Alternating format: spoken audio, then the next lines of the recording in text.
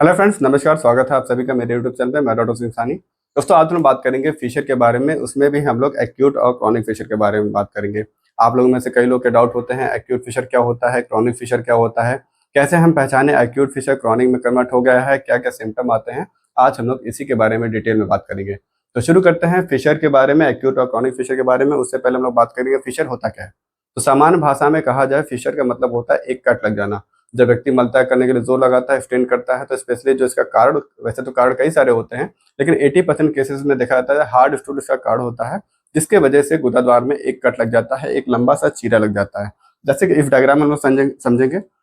जो ये इस सेक्शन को हम लोग कहते हैं कोरोनल सेक्शन, और यहाँ पे आप जो देख रहे हो ये होता है हमारी बड़ी आंत का आखिरी वाला पार्ट, जिसे हम लोग कहते हैं रेक्टम। यहाँ पे मल जो होता है इकट्ठा होता है। तो कई सारे कारण होते हैं फिशर के, लेकिन मोस्ट ऑफ द केस में देखा था 80% जो केसेस होता है ये हार्ड स्टूल होने के कारण, स्पेशली स्टूल का जो पहला भाग होता है वो काफी हार्ड आता है, जिसे हम लोग मेडिकल टर्म में बोलते हैं फेकोले। जब ये मलद्वार के रास्ते से आता है तो यहाँ पे मलद्वार पे जो एनल कैनाल होता है यहाँ पे ठोका लगाता है। तो जैसा कि यहाँ पे आप देख रहे हो, ये जो यहाँ पे ये जो मसल्स आप देख रहे हो इसे बोलते हैं लिवेटर एनाई मसल। और ये हमारा एनल कैनाल होता है, एनल कैनाल है ये। यहाँ पे इतना पोर्शन लगभग 4 सेंटीमीटर का होता है। और मल द्वार के आसपास होती हैं स्पिंटर मसल्स, जैसे यहाँ पे आप देख सकते हो इंटरनल स्पिंटर है ये, और ये बाहर की तरफ होता है एक्सटर्नल स्पिंटर। और ये जो आप टीथ लाइक स्ट्रक्चर देख रहे हो इसे बोलते हैं हम लोग डेंटेट लाइन। तो फिशर में क्या होता है, फिशर में लग जाता है एक कट, जस्ट लाइक दिस। ये एक लॉन्गिट्यूडनल, एक लंबा चीरा लग जाता है, इसी को हम लोग कहते हैं फिशर। ये फिशर एंटीरियर एस्पेक्ट में भी हो सकता है, पोस्टीरियर एस्पेक्ट में भी हो सकता है। जैसे इसको समझने के लिए हम लोग इस डायग्राम में समझेंगे। मान लीजिए कोई व्यक्ति लेटा हुआ है, ये हमारा गुदा द्वार है मान लीजिए। तो ये ऊपर वाला पोर्शन आप जो देख रहे हो, लेट अस सपोज यहाँ पे एक हॉरिजॉन्टल लाइन एज्यूम कर लीजिए आप लोग। इसे हम लोग बोलते हैं एंटीरियर एस्पेक्ट, और नीचे वाले पोर्शन को कहते हैं पोस्टीरियर एस्पेक्ट। अगर फिशर कहीं किसी को यहाँ पे हुआ, एंड यहाँ पे मतलब इस जैसे घड़ी होता है वैसे यहाँ पे 12 o'clock इसको समझेंगे, इसको 9 o'clock, इसको 6 o'clock, सॉरी इसको 3 o'clock, इसको 9 o'clock। तो कहीं किसी को फिशर यहाँ पे हुआ तो इसको हम लोग बोलेंगे एंटीरियर एस्पेक्ट में फिशर हुआ 12 o'clock पे। अगर यहाँ पे किसी को कट लग गया तो इसको हम लोग बोलते हैं 6 o'clock पे फिशर हो गया पोस्टीरियर एस्पेक्ट में। कुछ लोगों को फिशर 12 o'clock पे भी होता है, कुछ लोगों को 6 o'clock पे होता है, कुछ लोगों पे 12 और 6 दोनों जगह होता है। तो ऐसा जरूरी नहीं है कि 6 और 12 o'clock पे हो, कहीं भी हो सकता है गुदा द्वार में। तो ये होता है फिशर। अब हम लोग बात करेंगे एक्यूट फिशर के बारे में। तो एक्यूट फिशर का जो ड्यूरेशन होता है वो होता है 6 हफ्ता, 6 वीक। इसका जो ड्यूरेशन होता है सिम्टम का वो होता है 6 हफ्ता। और एक्यूट फिशर में क्या क्या सिम्टम आएंगे इसके बारे में बात करेंगे। जैसे कि सबसे पहले हम लोग बताया एक्यूट फिशर होता क्या है, एक लॉन्गिट्यूडनल कट लग जाता है, एक चीरा लग जाता है व्यक्ति के गुदा द्वार में। तो उसके कारण क्या होता है, व्यक्ति को दर्द होता है, पेन होता है, पेन होता है, वो भी सीवियर, सीवियर पेन होता है।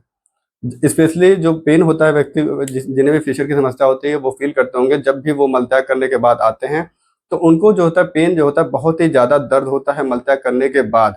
वहां पे जलन होता है, बर्निंग होता है, चुभन जैसा होता है, ये सारे दर्द होते हैं। और लगभग ये जो दर्द होता है 3 से 4 घंटे बने होते हैं। कुछ लोगों में इससे ज्यादा भी हो सकता है, कुछ लोगों में इससे कम भी हो सकता है। तो एक कट लग जाता है। और जो तीसरा सिम्टम होता है वो होता है ब्लीडिंग, यानी खून का निकलना। अगर फ्रेश कट लगता है तो वहां पे ड्रॉप बाय ड्रॉप, बूंद बूंद, यहाँ से ड्रॉप बाय ड्रॉप यहाँ पे ब्लीडिंग होती है फिशर में। ड्रॉप बाय ड्रॉप, बूंद बूंद, बूंद बूंद खून निकलता है। या फिर कभी कभी मल के साथ लाइनिंग के रूप में भी ब्लड निकलता है। तो ये ब्लीडिंग होता है। और जो चौथा सिम्टम स्वेलिंग, यहाँ यानी सूजन। तो ये जो कट होता है यहाँ पे कोई सूजन नहीं होता, तो एक्यूट फिशर में आपको स्वेलिंग नहीं देखने को मिलेगा।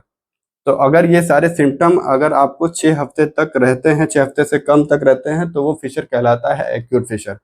और वही सिम्टम 6 हफ्ते से अगर ज्यादा हो गए, 6 हफ्ते से ज्यादा हो गए, तो ये कन्वर्ट हो जाता है एक्यूट क्रॉनिक फिशर में। इसका सिम्टम ड्यूरेशन जो होता है मोर देन 6 वीक्स, 6 वीक्स। 6 हफ्ते से अगर ज्यादा सिम्टम आपको रहता है तो ये फिशर जो आपका होता है एक्यूट फिशर जो होता है वो क्रॉनिक फिशर में कन्वर्ट हो जाता है। और क्रॉनिक फिशर जब कन्वर्ट होता है तो इसमें कुछ अलग लक्षण देखने को मिलते हैं। इसको हम लोग जानेंगे। तो जैसे मान लीजिए यहाँ पे कट लगा था, पहले यहाँ पे कट लगा था, तो लगातार स्टूल आते आते लगातार जब स्टूल आता है तो यहाँ पे एक अल्सर का फॉर्मेशन बन जाता है। और कट के कारण ये जो होता है, ये जो एरिया जो कट होता है, ये जस्ट लाइक दिस, ये इस शेप में हो जाता है। इस शेप को हम लोग बोलते हैं, जैसे ये शेप हुआ, ये इस शेप का कट लग जाता है। इस शेप को हम लोग बोलते हैं डीप कैनल शेप अल्सर। यहाँ पे व्यक्ति को डीप कैनल शेप अल्सर बन जाता है। जैसे स्पून का आगे वाला भाग होता है या फिर नाव का जैसे पोर्शन होता है, नाव का जैसे फिगर होता है, बिल्कुल वैसा ही गुदाद्वार में अल्सर बन जाता है, डीप कैनल शेप अल्सर इस शेप में। और यहाँ इसका जो मार्जिन होता है, ये जो आप मार्जिन देख रहे हो, ये जो अल्सर का मार्जिन होता है, यहाँ पे हल्की हल्की स्वेलिंग रहती है। तो ये देखने को मिलता है क्रॉनिक फिशर में, डीप कैनल शेप अल्सर, और मार्जिन हल्का हल्का स्वेलिंग इसमें देखने को मिलता है। और क्रॉनिक फिशर में क्या देखने को मिलता है? Formation of hypertrophied papilla. Hypertrophied papilla specially chronic fissure में ही देखने को मिलता है। तो हाइपरट्रोफाइड पेपिला में क्या होता है, लंबे समय तक अगर जिसको फिशर होता है तो ऊपर की तरफ एक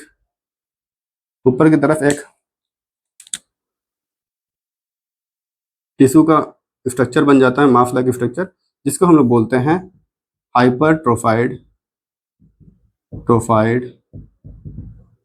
पेपिला। तो ये दूसरा जो सिम्टम देखने को मिलता है क्रॉनिक फिशर में, फॉर्मेशन ऑफ हाइपरट्रोफाइड पेपिला।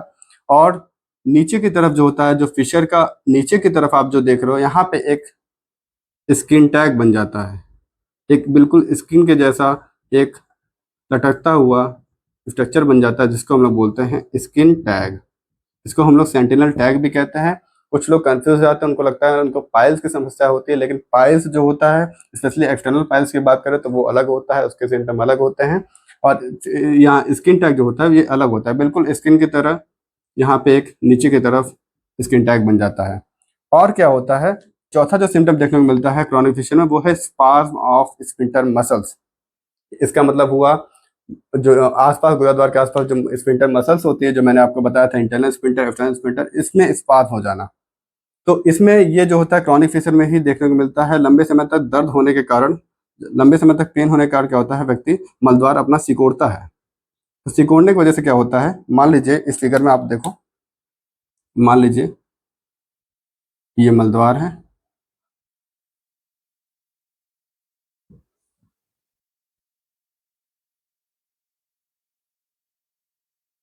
और ये स्फिंक्टर नॉर्मल यहाँ पे ऐसे इंटरनल स्फिंक्टर और एक्सटर्नल स्फिंक्टर यहाँ पे है। तो फिशर में क्या होता है, लंबे समय तक दर्द के कारण व्यक्ति मलद्वार जो है सिकोड़ता है अंदर की तरफ, जिसके वजह से क्या होता है, ये जो स्फिंक्टर मसल्स आप जो देख रहे हो, ये जो स्फिंक्टर मसल होते हैं, इंटरनल स्फिंक्टर और एक्सटर्नल स्फिंक्टर, ये जो स्फिंक्टर मसल होती हैं, पेन के कारण जो रास्ता होता है, ये स्पाज्म में चले जाते हैं। तो ये स्फिंक्टर मसल जो होती है और पास पास आ जाती है, ये इधर से पास पास आ जाती है दर्द के कारण, पेन के कारण।